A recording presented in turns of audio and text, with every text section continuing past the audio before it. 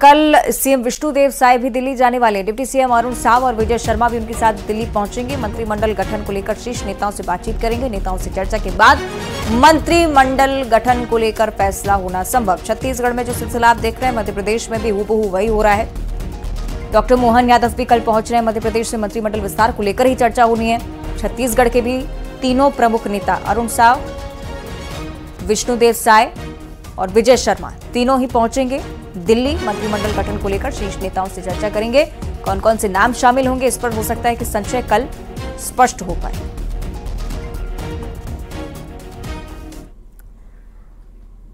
और रायपुर से अगली बड़ी खबर, जहां पीएम की गारंटी पर डिप्टी सीएम विजय शर्मा की तरफ से बयान सामने आया। 18 लाख आवास की स्वीकृति हमने दे दी है।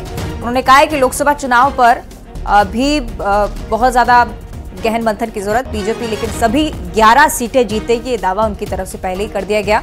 24 के लिए अभी से काम शुरू कर दिया। हाँ साहब, आगे चुनाव है और चुनाव में भाजपा को प्रचंड बहुमत मिले और छत्तीसगढ़ में 11 की 11 सीटें भाजपा जीते। इसके लिए आज से नहीं, मैं तो बहुत पहले से हम लोगों ने प्रयास प्रारंभ कर दिया है। लगातार क्रियान्वयन का दौर जारी है। केंद्रीय योजनाओं का कितना असर देखने को मिला छत्तीसगढ़ में? देखिए, केंद्रीय योजनाओं को विगत सरकार ने किस तरह नेस्तनाबूद किया था, आपने देखा था। प्रधानमंत्री आवास सिर्फ इसलिए नहीं दिया कि उसमें प्रधानमंत्री शब्द आ गया था। आदरणीय मुख्यमंत्री जी ने नई सरकार के पहले कैबिनेट का पहला प्रस्ताव किया और 18,12,000 आवास को स्वीकृति प्रदान की। और कोंडागांव में दर्दनाक हादसा हुआ है। पेड़ से एक बाइक टकरा गई और टक्कर में एक बच्चे की जान जा चुकी है। टक्कर में एक व्यक्ति भी घायल हुआ है, अस्पताल में इलाजरत है। छुट्टी से लौट रहे थे स्कूल के बच्चे और उसी दौरान दुर्घटना का शिकार हो गई उनकी गाड़ी। आपको बताएं कि पेड़ से बाइक टकराई, एक बच्चे की जान जा चुकी है।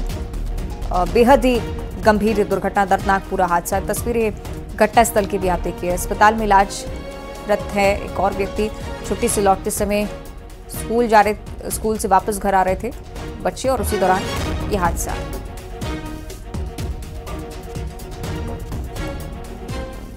कोंडागांव में दुर्घटना, दर्दनाक घटना, एक बच्चे की जान गई है।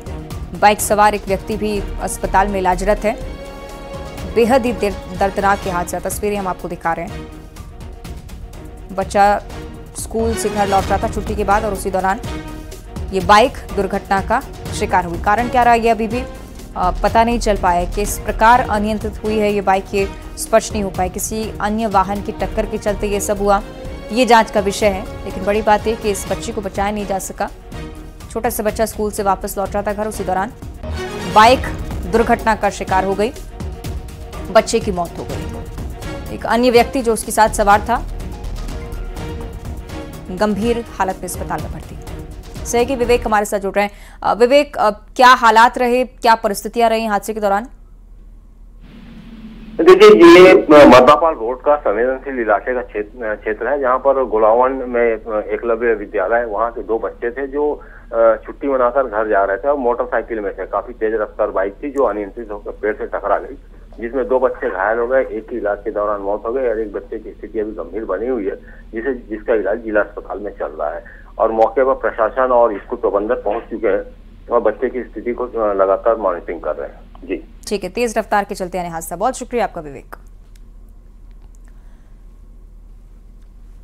और कोंडागांव का जिक्र एक बार फिर से, जहां अभी भी धान खरीदी पुरानी दर पर ही की जा रही है। धान खरीदी प्रभारी ने कहा है कि सॉफ्टवेयर बदलने के बाद किसानों को नए दर का फायदा मिल पाएगा, लेकिन अब तक धान खरीदी सॉफ्टवेयर बदला ही नहीं गया। किसानों को प्रदेश की डबल इंजन सरकार से उम्मीद है, ये किसानों की तरफ से भी व्यक्त किया जा रहा है।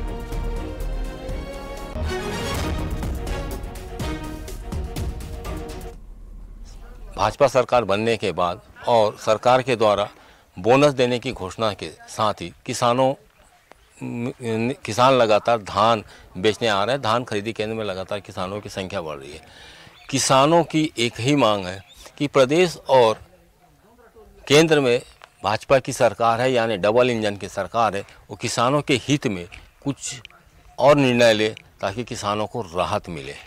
न्यूज़ 18 के लिए कोंडागांव से विवेक श्रीवास्तव। और अगली खबर मुरैना से है, जहां पुरानी रंजिश में जबरदस्त बवाल हुआ है। तोड़फोड़ हुई, पथराव हुआ, फायरिंग हुई है। पीड़ितों ने घर में घुसकर जैसे तैसे अपनी जान बचाई, लेकिन बाहर लगे सीसीटीवी कैमरे में बदमाशों की हरकत कैद हुई। 6 लोगों पर केस दर्ज कर लिया है पुलिस ने। सुभाष नगर का यह मामला पुलिस की तरफ से बताया जा रहा है। तस्वीरें आपकी टीवी स्क्रीन पर।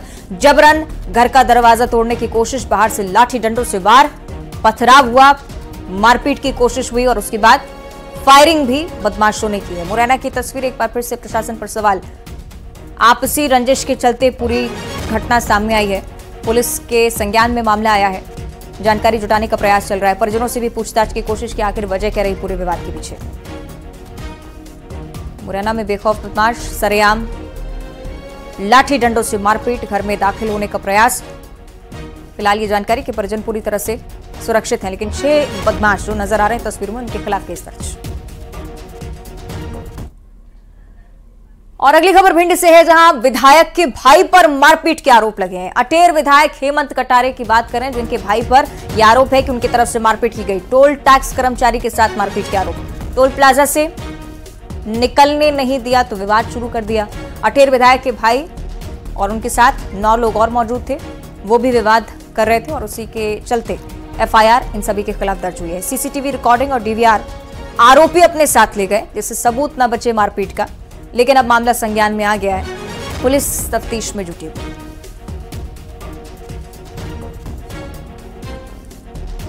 मामले की जांच की जा रही है। विधायक के भाई पर ही मारपीट का आरोप है। टोल टैक्स मांगा गया लेकिन नहीं दिया, उसके बाद टोल टैक्स कर्मचारी से मारपीट हुई है।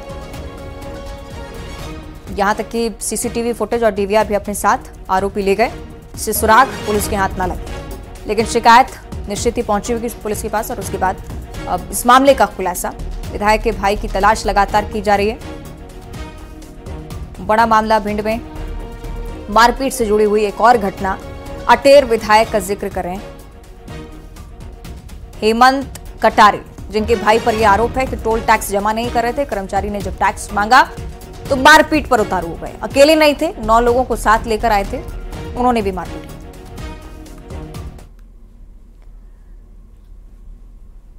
अगली जानकारी ग्वालियर से, जहां छात्र की हत्या का सीसीटीवी फुटेज सामने आ चुका है। 18 साल के छात्र की गोली मारकर हत्या कर दी गई। 2 दोस्तों के बीच दुश्मनी चल रही थी। एक व्यक्ति वहां पर समझाइश के लिए भी पहुंचा था, बीच बचाव के लिए पहुंचा था। समझौता कराने गए एक व्यक्ति के साथ भी मारपीट। बर्थडे पार्टी के बाद दोनों गुटों में झगड़ा शुरू हो गया। तस्वीरें आप देखिए, देर रात तक झगड़ा चलता रहा। मुरार इलाके की पूरी घटना है। दोनों गुटों में विवाद शुरू हुआ, मारपीट शुरू हुई। विवाद किस बात को लेकर था ये स्पष्ट नहीं हुआ, लेकिन हत्या यहां पर की गई। बहुत बड़ा आपराधिक क्रम रहा। तस्वीरें आपकी टीवी स्क्रीन पर। कुछ सुराग हाथ लगे हैं, तलाश लगातार की जा रही है अपराधियों की।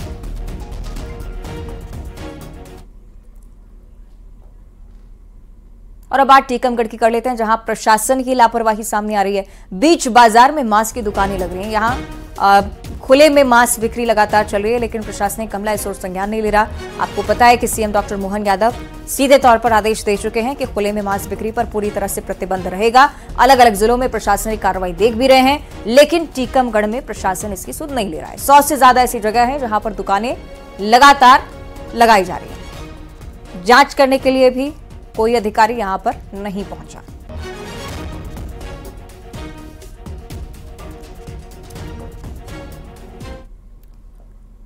अगली जानकारी ग्वालियर से, जहां वाहन मालिकों के लिए एक राहत भरी खबर सामने आई है। वाहनों में हाई सिक्योरिटी नंबर प्लेट लगाने की मोहलत अब बढ़ाई गई है। नंबर प्लेट लगाने के लिए अंतिम तारीख 15 जनवरी हो चुकी है। 15 दिसंबर पहले ये तारीख रही है। वाहनों में हाई सिक्योरिटी नंबर प्लेट लगाने की डेडलाइन। प्रदेश में 50 लाख वाहन मालिकों को हाई सिक्योरिटी नंबर प्लेट अभी भी लगवानी है। तो जो लोग रह गए हैं वो अब हाई सिक्योरिटी नंबर प्लेट लगवा सकेंगे। 15 जनवरी तक अब मोहलत दी गई है।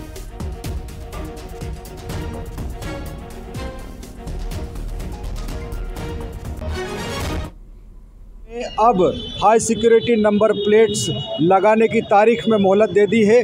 अभी तक 15 दिसंबर को हाई सिक्योरिटी नंबर प्लेट लगाने की डेडलाइन थी, लेकिन अभी तक मध्य प्रदेश में कुल 50 लाख से ज़्यादा वाहनों में हाई सिक्योरिटी नंबर प्लेट लगाया जाना है, जिसका काम पूरा नहीं हो पाया है। यही वजह है कि हाई सिक्योरिटी नंबर प्लेट लगाने के लिए अब परिवहन विभाग ने 1 महीने की मोहलत देते हुए 15 जनवरी तक हाई सिक्योरिटी नंबर प्लेट लगाने की अल्टीमेटम दिया है। आपको बता दें कि आरटीओ ने मध्य प्रदेश के सभी परिवहन विभाग को आदेश जारी किया है, जिसके तहत 15 जनवरी तक सभी वाहनों में हाई सिक्योरिटी नंबर प्लेट लगाना अनिवार्य होगा। आपको बता दें कि हाई सिक्योरिटी नंबर प्लेट में अशोक चक्र का होलोग्राम होता है, साथ ही 10 अंकों का एक स्पेशल कोड होता है। उसके ज़रिए ऐसे वाहनों की चोरी या अन्य वारदातों के वक्त जानकारी हासिल करने में आसानी रहती है और इन वाहनों की सुरक्षा भी रहती है। यही वजह है कि आरटीओ ने ऐसे वाहनों पर हाई सिक्योरिटी नंबर लगाने का आदेश जारी किया था और ये अनिवार्य रूप से कराना है।